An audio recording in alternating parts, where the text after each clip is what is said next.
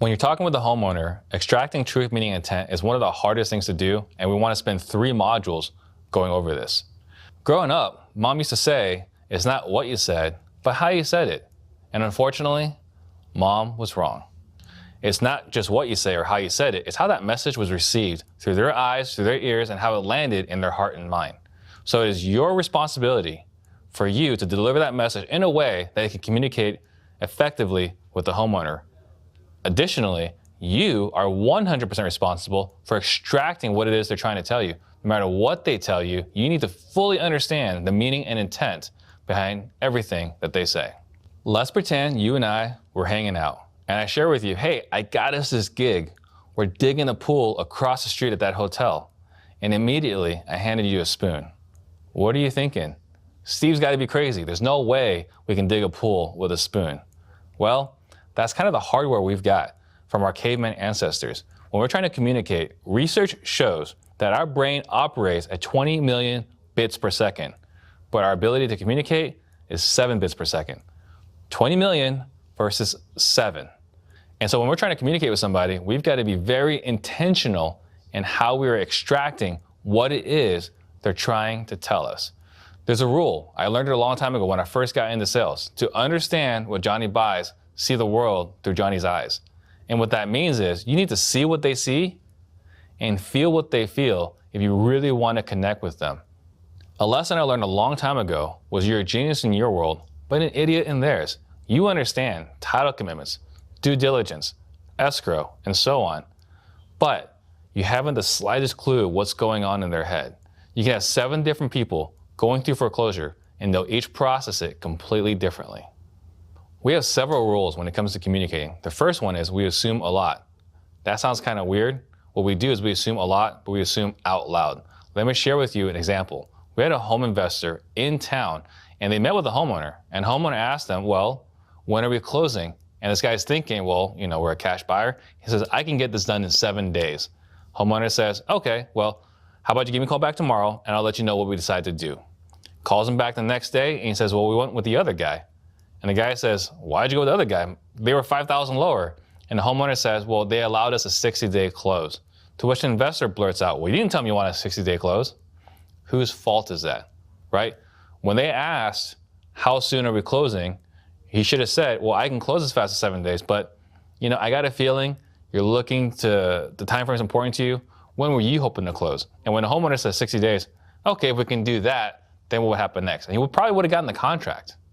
Another rule we follow is the 70-30 rule, where whoever's doing most of the talking is going to be doing the buying. So there's a scene from Boiler Room where Ben Affleck says, in every call, either they're buying from you or you're buying from them that they don't need you. And so for us, if the seller's doing most of the talking, we're probably buying their house.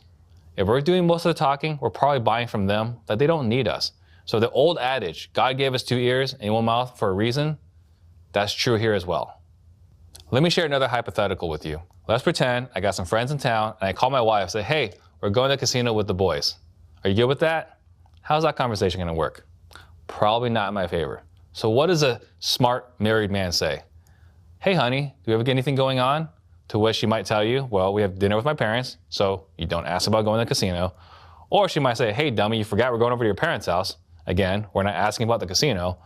Or she might tell us, hey, you forgot it's your turn to watch the kids so I can go out. What happens though, either way, I'm not asking about going to the casino, right? But if she says, oh, we got nothing going on, then we might say, meekly, hey, well, you okay if I go to the casino with the guys? I make this joke, but I want you to think about, in our business, homeowner asks you, how long have you been in the business? You might answer that question, but why would you answer that question? What were they hoping to find out? When they asked us, how long have you been in the business? I would answer, how long have you been in the business? That's an interesting question. What brings it up right now? They might say, well, I want to make sure that whoever's buying my house has the ability to perform. They would say, okay, that makes sense. You want someone that can perform. What would you need to see to feel comfortable knowing that we're the people that can perform? And they might share with you, well, if you can show me a bank statement with the money in your bank account, or a list of homes that you purchased, or show me some testimonials from other people that you bought their houses. Perfect. If I can show you that, then you feel comfortable. And they say yes. How different are those questions versus how long have you been in the business? Let me give you another example. If they asked me how long I've been in business and I answered, I'm so glad you asked me that question. I read Rich Dad Poor Dad in 2006. I got my real estate license in 2007. I did short sales, foreclosures. I opened my brokerage in 2013. And along the way, I got all these agents. Does a homeowner care the slightest bit about any of this? No, they're going to gloss over, right? So you got to remember, when they're asking how long I've been in the business, it's not the question they're trying to ask. So our goal is to extract what it is that they mean by every question that they ask. Additionally, it's really important that you soften this, right? So what I learned a long time ago was you answer every question with a question. But if you don't soften it, it can sound a little combative. How long have you been in business? Why are you asking me that question? Comes across kind of harsh. So you want to soften it. So how long have you been in the business? Well, that's an interesting question. How come that comes up now?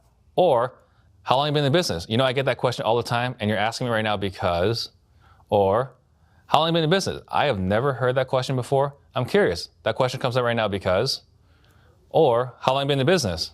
How long have I been in business? And you're asking me that because, and you can see we softened it before we reversed it. Now, the only thing that we don't say for softening is good question.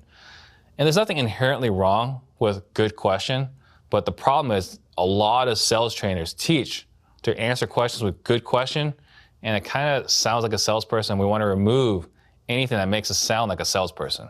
Another critical technique in our sales process is the sad puppy. I want you to think about right now, if this morning when you woke up, you opened your front door and on the welcome mat was a sad puppy that was lost with his big sad puppy eyes, would you pick it up? If you're like most of the people that have attended our workshops, the answer is probably not, which is kind of crazy to me. But the general public, for the most part, will pick up that puppy. You see, most people want to help other people. And so we want to use that in our sales process. Allow them to rescue you. Now, when I started as a server, on my very first day, I was so bad. How did I know? Because I had multiple people ask me, is this your first day? But here's the thing, I got some incredible tips that day. Why? Because they were thinking, this poor kid, if we don't help him, nobody else will. And so I got some great tips that day. Now let's talk about real estate. When I first started real estate in 2007 as a realtor, when someone asked me a question, I didn't know the answer. So I wrote down the question and I called my broker and I would call the clients back and say, this is what my broker said. Did those clients feel listened to? Then, as I got better, I stopped writing the questions down and I started answering the questions. And then it got to a point where I can answer the question before they even finished asking it. Now, I didn't do that because I wasn't rude, but it even got to a point where I knew the question was coming before they even asked it. Did I, at this point, appear to be a slick professional? So what changed? When did I start getting success again? Well, I started writing down their questions. I would start mirroring, acknowledging the questions, and really try to fully understand what it is they're trying to ask me. I'll share with you another example. I have a brokerage. We have about 100 agents and about 1% market share. One thing about having a brokerage is that we do get judgments here and there, and with those judgments come wage garnishment notices.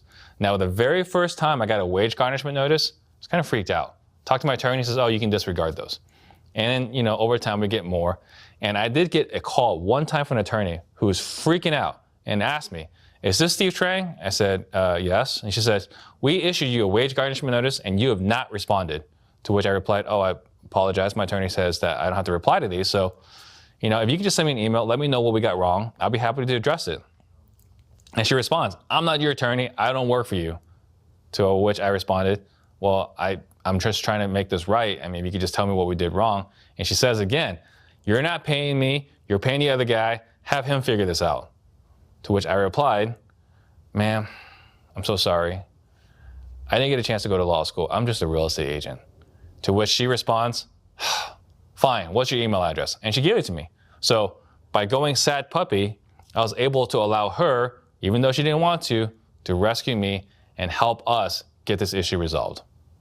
The next rule is to never answer an unasked question. These are smoke screens. So you're gonna hear things like, well, we're also talking to a realtor. Now, a younger version of me might have responded with, well, why would you want to go with a realtor? It's going to take time to sell. You got to go through inspections and financing and blah, blah, blah. But they didn't say they're going to use a realtor. They're just sharing with you that they're talking to a realtor. And so if they say, we're talking to a realtor, And you tell me that because they might just tell you, well, my sister-in-law is a realtor and I just have to talk to her or my wife won't let me sleep at night, right? They're not telling you they don't want to use you. But what happens is sometimes you want to crush the competition when there's no competition to be crushed. Or you might hear, we already have an offer. Old version of me might have said, I already have an offer. Well, who's it from? I can tell you if they're any good or not. Let me review the contract for you. They didn't tell you that they're going to go with the other guy. So we already have an offer. Great, you already got this resolved. I'm so relieved for you. They'll say, well, no, I haven't signed anything yet, right? Or you might hear things like, your offer is too low. And old version of me, that's an instant 5K increase. I will increase my offer. They might just be telling themselves, your offer is too low, and they're trying to justify to themselves why they should take your offer. So they say, your offer is too low. Well, what were you hoping to hear? And now they'll tell you what it is that's going through their mind, right? So don't try to jump on anything just because they're sharing that with you. Additionally, you don't want to deal with wishy-washy words. You might hear things like, your offer looks pretty good. I think there's a good chance we'll take your offer. I like what you're telling me. Don't just accept these for what it is. Reverse it. So your offer looks pretty good. And I like what you're telling me because I think there's a good chance we'll take your offer, which means, and you're just helping them complete their thought. Do not settle for the ambiguous words that they'll share with you. I want you to think of a time when your buddy was telling you something and you knew the word but was coming. So you just said to them, but. Next time that happens, instead of say but, say and allow them to finish their thought. So here's a list of words that we use to reverse somebody to extract some more meaning and intent behind their idea. And, like, because, share what's on your mind. I'm confused. I'm confused is great when someone's lying to you because you can't tell a prospect, you're obviously lying to me. So you just say, I'm confused. And they'll tell you exactly what's going on in their mind. And what you wanted me to do is, and if I could, what do you see yourself doing at that point? And the next thing you want to work on is mirroring. So there's several things that you can do to mirror somebody. The first one is matching the speech rate. So the last time you were driving on the road and someone flew by you, what was your thoughts? That guy's crazy. What about the last time you drove and someone was driving really slow? Boy, that driver's an idiot, right? What happens is you got to match somebody's speech rate. So if you're talking faster than a prospect, in their minds, they might be thinking, what's this guy trying to pull on me? What's this salesperson doing? If you talk too slow, they're thinking, man, this guy's an idiot. He can't possibly help me. So what you want to do, you want to match their speech rate. Additionally, you want to match their speech volume. If they're talking really loud, you've got to talk really loud. If they're talking really quietly, you got to talk really quietly. That's building bonding and rapport, right? Who do people want to do business with? They want to do business with people that they know, like, and trust. Who do they know and like and trust the most? People like themselves.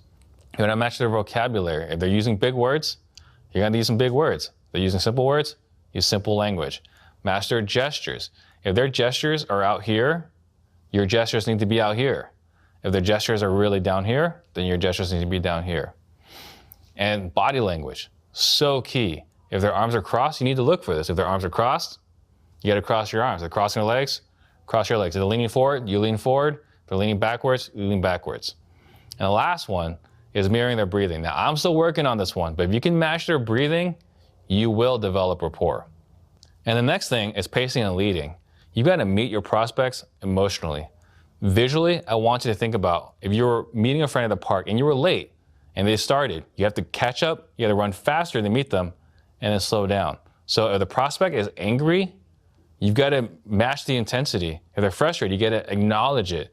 For the guys out there, I want you to think about the time where you were talking to a female companion who was very upset, and you asked them, hey, I'm going to need you to calm down. How did those two words land? Probably not very well. What happened is that your female companion was up here, and you were not just here, but you were going down here when you're asking them to calm down. And what happens? They went even further up. So what you need to do is you need to match them emotionally, and at that point, you can bring them down.